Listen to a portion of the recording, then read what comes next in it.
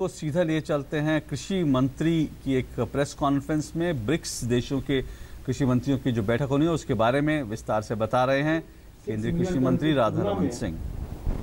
74.62% की वृद्धि हुई, माने 75% की वृद्धि हुई। देखिए, पिछले वर्ष जो उत्पादन था, एक तो हमने बताया कि 13-14 का जो उत्पादन था, रिकॉर्ड उत्पादन था आज तक अरहर का, वो था 3.17 मिलियन टन।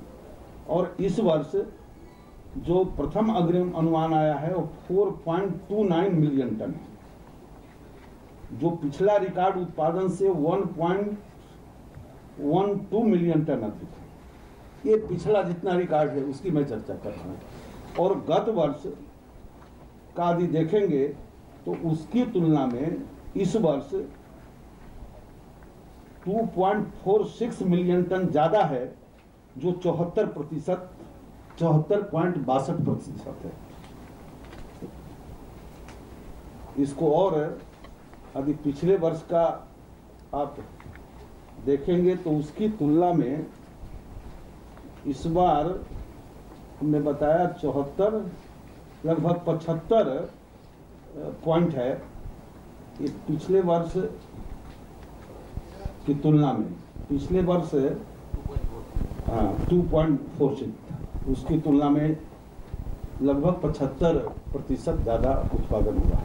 इसी तरह से यदि आप देखेंगे उड़द का, तो उड़द का उत्पादन भी जो रिकॉर्ड उत्पादन हुआ था 12-13 में, वो था 1.43 मिलियन टन।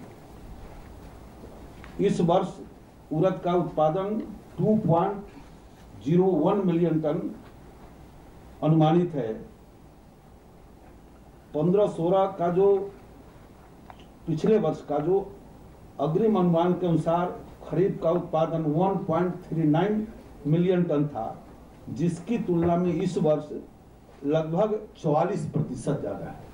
यानी उड़द का 44% और तूर का 75% उत्पादन गत वर्ष की तुलना में, और आज तक के जितने रिकॉर्ड थे उसको भी तोड़ा है इस वर्ष का।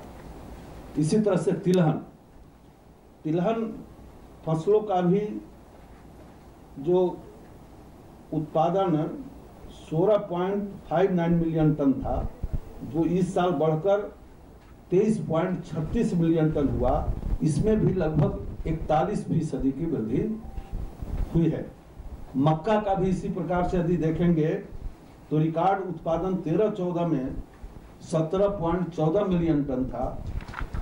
इस वर्ष 19.30 मिलियन टन होगा।